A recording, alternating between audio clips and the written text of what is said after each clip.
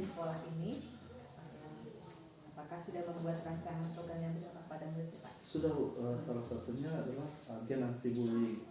Di program ini menjadikan beberapa siswa untuk menjadi corong-corong di sekolah untuk menyebarkan dampak negatif dari kegiatan bullying. Jadi anak-anak bisa mengetahui, contohnya banyak hal-hal yang mereka anggap biasa ternyata itu dikategorikan dalam bullying. Ya, jadi tidak semua apa yang mereka lakukan kepada teman sebaya mereka itu bisa diterima oleh teman yang lain. Kalau dalam hal tertentu itu bisa menjadi salah satu bentuk bullying, verbal, omongan, terus body shaming, mengomentari bentuk tubuh, wajah dan sebagainya, ya, ras, kulit, warna kulit, terus nama bapak ya, sebenarnya nama bapak ya.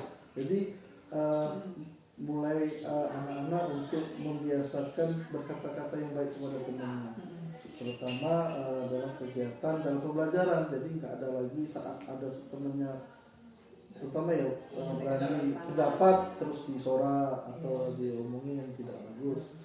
Jadi mungkin itu yang ingin saya gunakan program pengembangan agen anti bullying dan memanfaatkan media-media sosial yang mereka miliki sebagai caranya, selain secara langsung memberikan sosialisasi kepada teman-temannya, menggunakan media sosial juga karena sesuai dengan kebiasaan mereka yang lepas dari media sosial gadget. Jadi ada kampanye tertentu yang bisa digunakan di media sosial, terutama media sosial TikTok yang mereka punya. Itu lagi mereka ya. Luar biasa Pak. Kalau ini sebenarnya kan tidak ideal ya di utak Bapak, tapi karena concern Bapak sebenarnya siswa itu luar biasa. Karena itu mengalami ilmu pembelajaran sih. Kalau ilmu itu gampang sih Pak. Dan belajar kimia itu mungkin 1-2 hari atau berapa maupun sih biasa. Kalau karakter itu tidak bisa seperti kan itu basic luar biasa ya Pak. Apa bentuk program yang sudah Bapak akan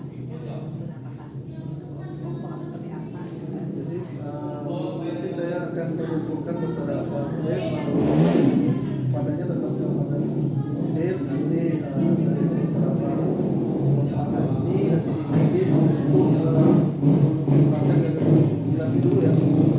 Mereka diberi ya terhadap materi tentang kegiatan bullying, apa aja bullying, terus bullying di sekolah, terus mensosialisasinya kepada teman-teman. Jadi ada beberapa kelompok orang yang memang dipilih nanti oleh saya untuk bisa mengidentifikasi kegiatan apa yang ada di bullying di sekolah, terus mensosialisasi dampak.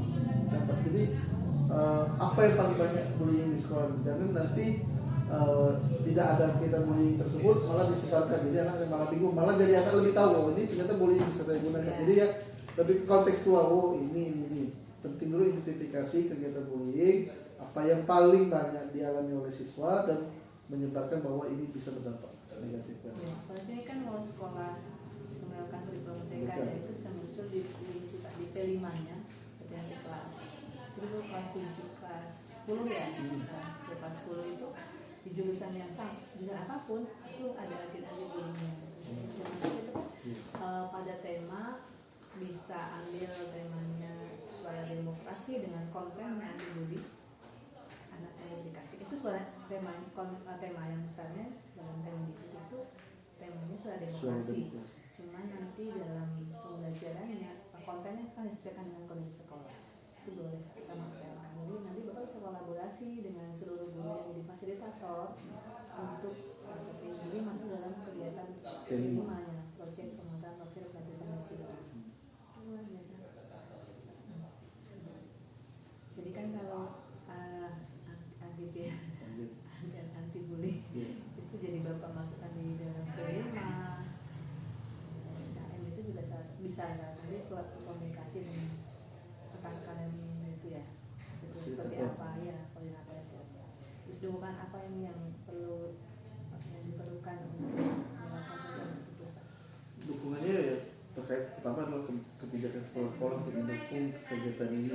Yang kedua adalah komitmen bersama seluruh warga sekolah untuk melawan kegiatan-kegiatan bullying. Jadi jangan sampai nanti kegiatan ini dianggap sebagai kegiatan hanya tanda kutip hanya sekedar adalah kegiatan bapak aja ya, cuma angkat ayam. Tapi ini penting memang untuk menjaga sekolah ini ramah anak dan menjaga kesehatan mental siswa kita tetap pada level yang sebenarnya.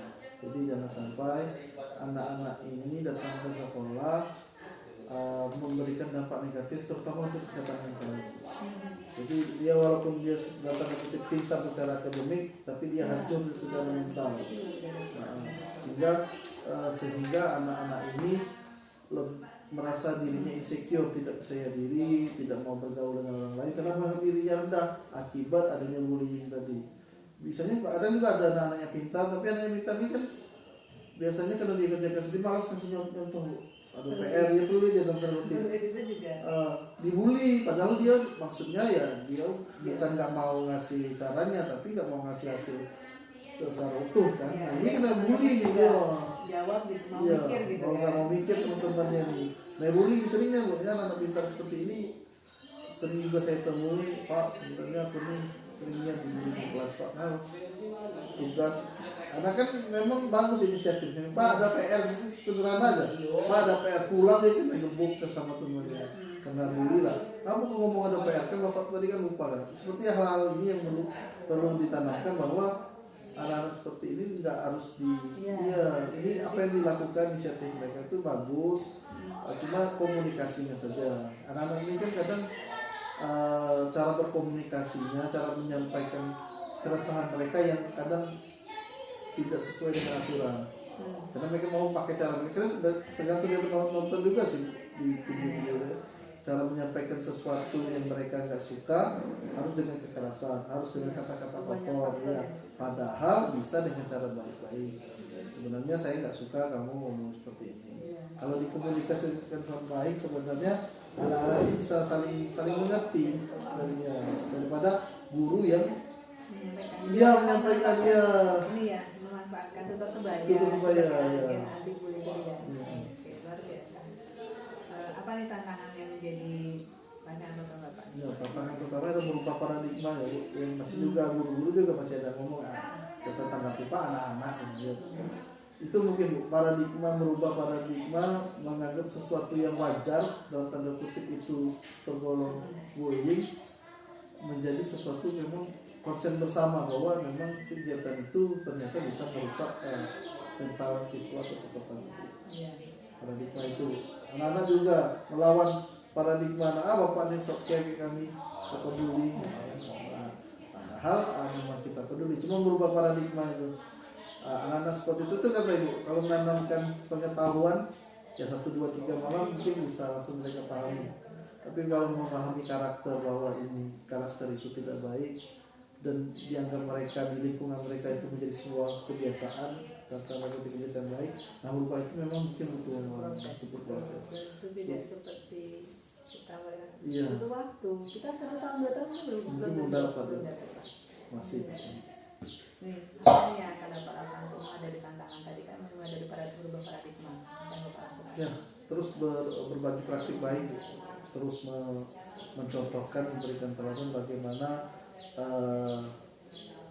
cara-cara saya melawan kegiatan anti bullying ini dari kegiatan program tadi sebenarnya anti bullying, terus pembelajaran yang menolak diskriminasi, terutama ya penerapan pembelajaran diferensiasi itu salah satu bentuk perlawanan dari bullying karena guru juga mengerti bahwa ada yang berbeda dan mengakomodasi keberbedaan mereka, terutama anak-anak yang juga dalam tanda kutip ada yang keberkebutuhan khusus. Ternyata mereka tidak bisa juga mengikuti pembelajaran. Kadang guru sendiri dalam tidak sadar membuli juga anak lah, kamu ini aja tidak bisa. Padahal bukannya dia tidak bisa, cuma pemahamannya memang nggak sampai situ. Kita sekarang sendiri membuli, masa perkalian ini aja kamu nggak bisa. Nah itu karena stok karena itu. Satu SMA loh masih bisa. Karena sudah dia menyingkrut kan. Iya, membuat yang orangnya ya. Ini kadang Ya, dan itu berdampak sampai ke belakang iya, nanti. jadi anak enggak Nanti aku tanya dilecehkan sama Iya. tadi nanti kawan-kawan malah nyorakin aku gitu kan, itu nanti. Nah ini berkelanjutan ya Pak, bagaimana membangun komunitas praktisi dalam sekolah itu kayaknya penting gitu kan.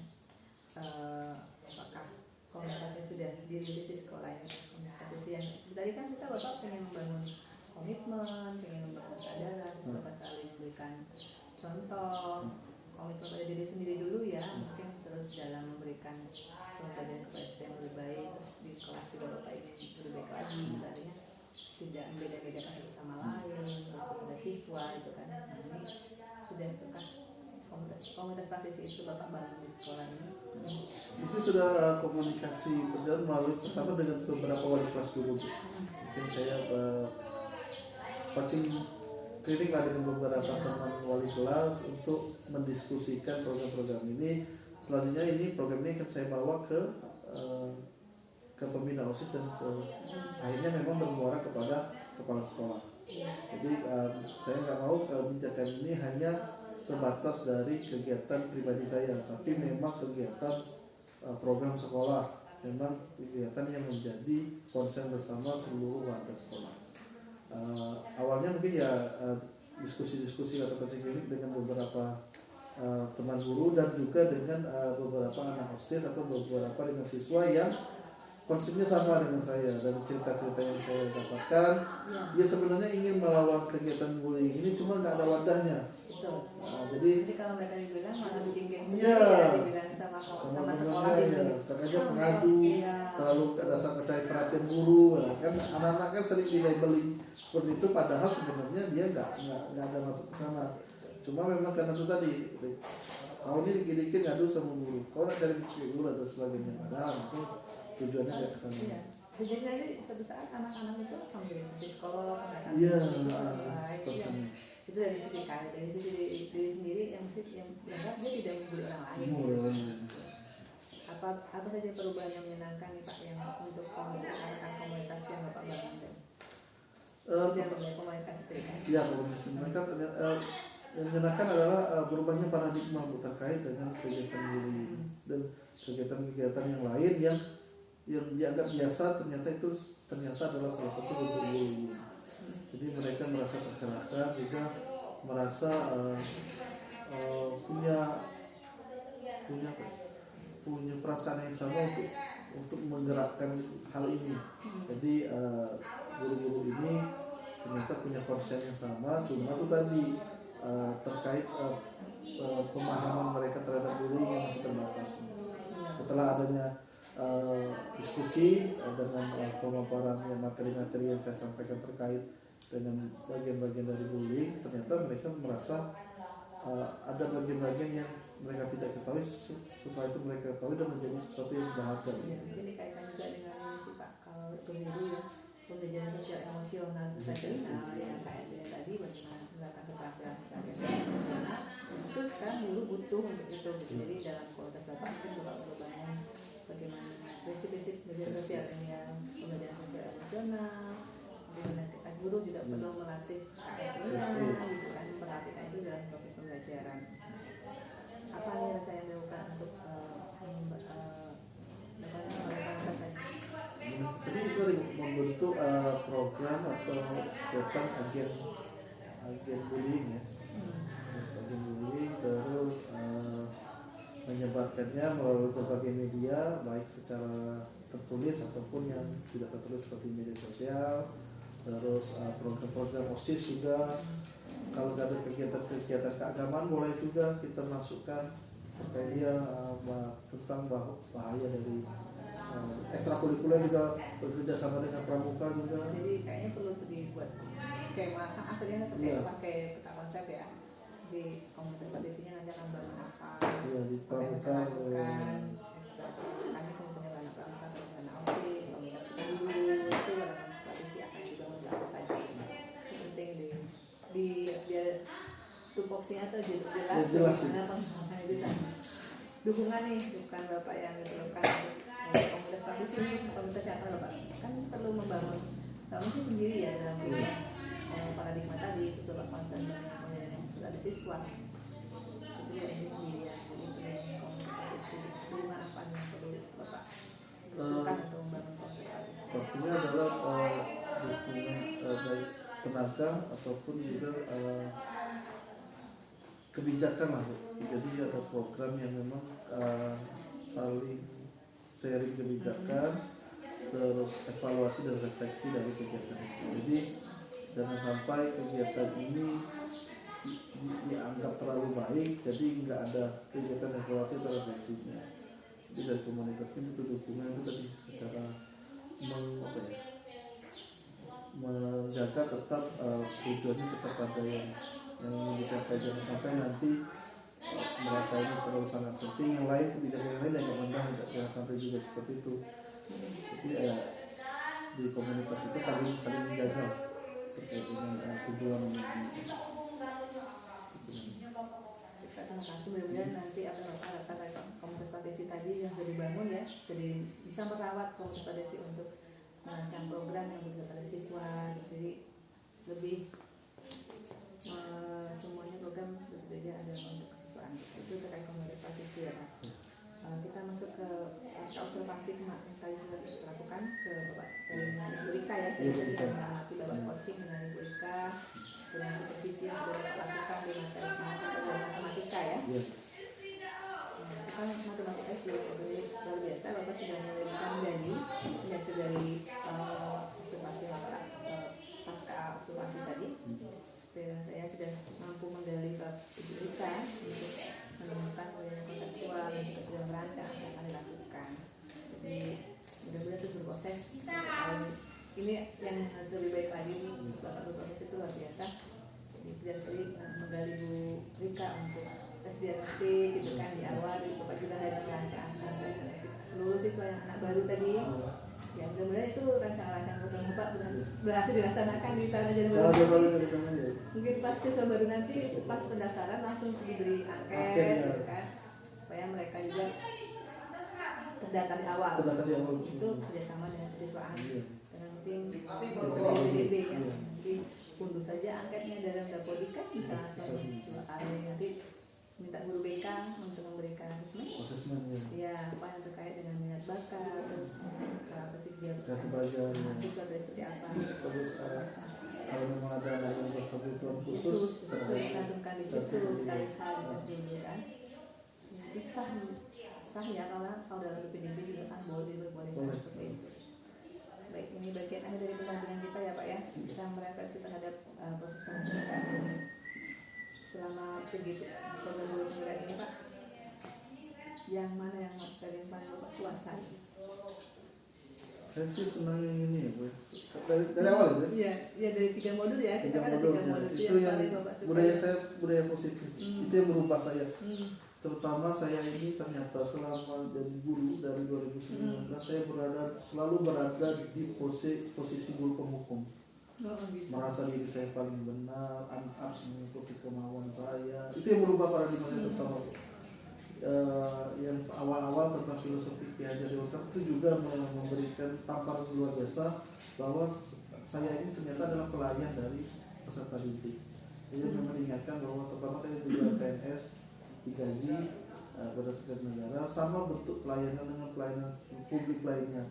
Bukan berarti saya jadi guru saya mempunyai hak lebih istimewa dari murid. Saya adalah seorang fasilitator, memfasilitasi anak melalui pelayanan yang terbaik yang saya bisa berikan, terkait baik dari segi karakter, pedagogiknya, pengetahuannya. Dan juga yang metode segitiga restitusi itu yang berubah saya, ternyata itu saya dapat pengalaman langsung dari anak. Pak kalau marah jangan di depan anak, Pak kalau marah jangan melakukan saya seperti ini. Saat saya melakukan segitiga restitusi, anak itu merasa diperlakukan secara manusia. Mereka mau mengakui, mereka merasa memang nggak instan, tapi dari proses itu ada yang membekas dari siswa, tapi membekasnya yang baik, bahwa guru itu bisa memperlakukan siswa jauh lebih baik daripada sekedar langsung menghukum di tempat kemana di depan kelas, menunjuk terus mengeluarkan kata-kata yang nggak mereka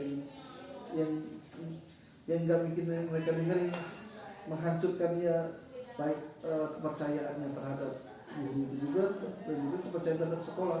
Itu modul 2 berarti ya? Iya, modul 2 itu yang merubah paradigma saya sebenarnya. Apa sih yang saya lakukan ini benar, ternyata salah semua. Itu memang mau refleksi bahwa ya ini kan menjadi pertanggungjawaban dari dunia akhirat karena ini terkait dengan ya sumpah yang saya kita jalani. Harusnya guru itu memang betul. Saya berterima kasih dengan guru-guru ini. Kalau nggak ini saya nggak bisa buka mata saya. Masih dengan ego saya. Walaupun banyak pelatihan yang saya dapati, tapi yang membuka paradigma baru saya tentang saya sebagai guru harusnya seperti apa itu cuma di guru penggerak ini. Sudah mengikuti. Iya banyak PPG ya. PPG itu aja terkait dengan bikin RPP, tidak bagaimana kita melayani murid. Terus posisi kita sebagai guru gimana? Terus berbagai ilusi yang saya lakukan, ilusi merasa lebih bagus dari anak, ilusi yang bisa mengontrol anak, gitu ya. Mengontrol anak, ilusi memberikan yang terbaik atau pemahaman. Makanya saya sering ketemu ini. Padahal sudah semua saya lakukan. Kenapa anaknya nggak ngerti? Ya nggak paham. Kenapa? Saya omeli, saya motivasi, nggak berubah anaknya masih. Ternyata apa yang saya lakukan itu caranya salah. Memang tujuan saya memang baik. Caranya yang nggak bisa berubah karena itu tadi tidak memahami karakteristik anak, terutama kalau anak zaman anak tadi anak nggak bisa seperti kita waktu kita sekolah dipukul terus kita paham, dicambuk terus kita anak nggak bisa. Anak kita colek sedikit aja matanya mendengar. Itu bukan berarti anak itu pengajar, tapi memang cara kita nggak bisa seperti itu kepada anak. Karena gitu bu, anak itu ngomongnya kalau dicubit aja mata kalau jelek, guru ngomong satu kalau ngomong dua. Memang zamannya nggak bisa. Guru itu bukan satu-satunya sebagai sumber informasi yang selama ini kita pahami dari pendidikan sebelumnya kan. Jadi dia tuh cari informasi sudah banyak tempat. Jadi kalau bukan melecehkan sebenarnya, yang ibu omongkan tuh udah banyak sebenarnya. Itu dia ngomong kayak gitu, kita merasa tidak dihargai sama anak. Cuma cara kita kadang-kadang yang buat itu. Jadi modul 1, 2 itu biasa. Dari ketiga modul yang masih membingungkan nih Pak. Yang KSE saya. KSE ya. Masih perlu ini. KSE yang masih saya yang masih masih bingung. Terus dari pembuatan tahapan bakja sih yang masih agak kesulitan saya untuk menyusun sesuatu yang baik. Yang lain pengelolaan set itu berubah juga sih paradigma itu tadi. Kalau ditanya seperti kata Pak Pur kan, itu nampar juga sih.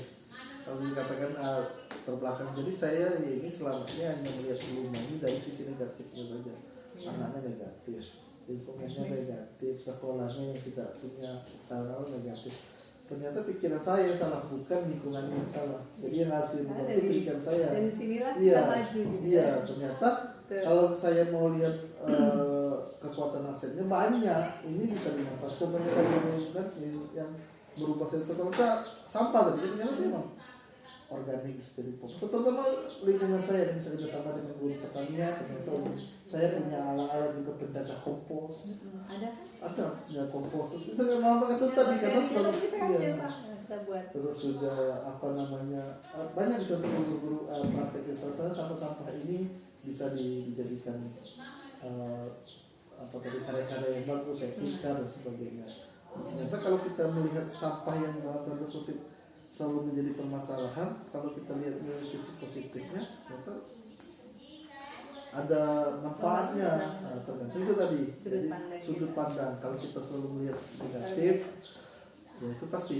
Saya bukan tempatnya yang salah, cara pandang kita. Di kepala saya yang salah yang memandangnya, yang selalu ya itu tadi. Ya sebenarnya nggak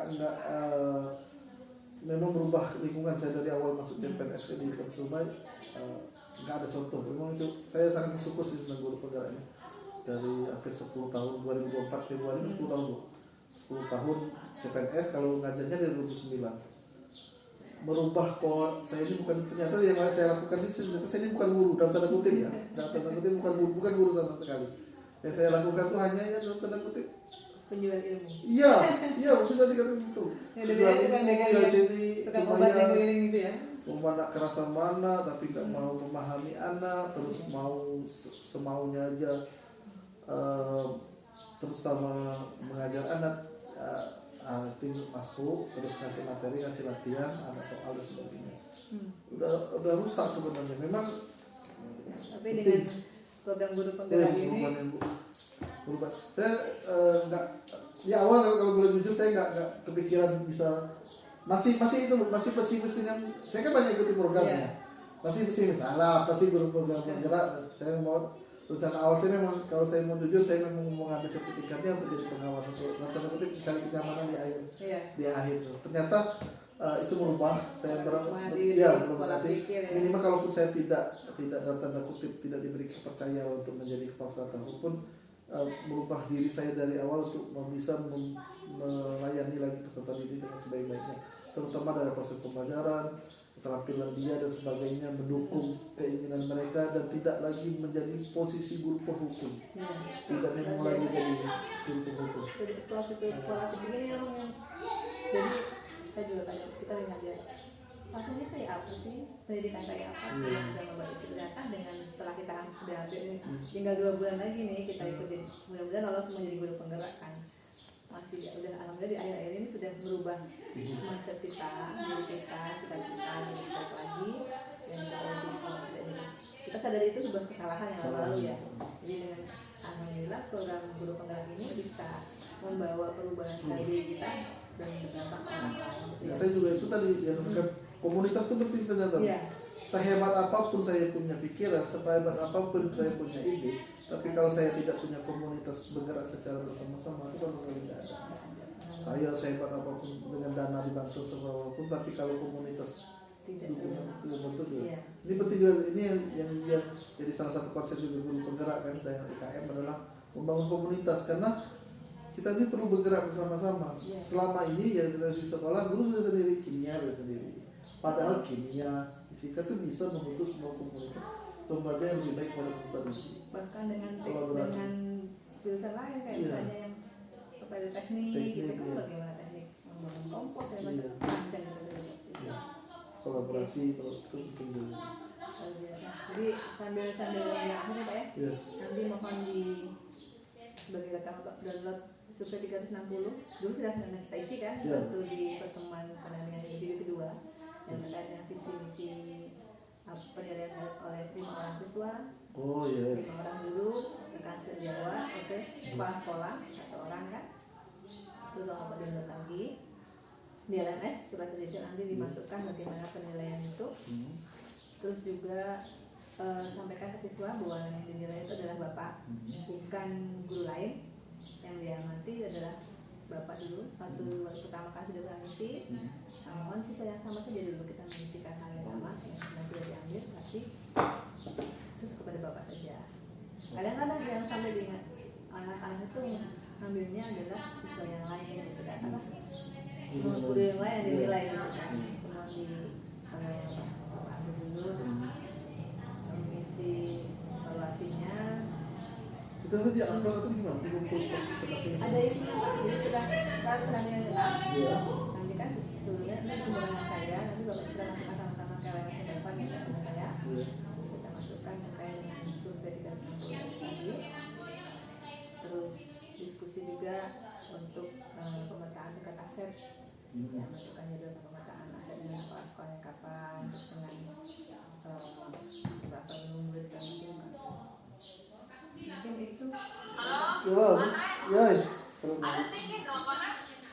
Ada sedikit. Ada saya punya.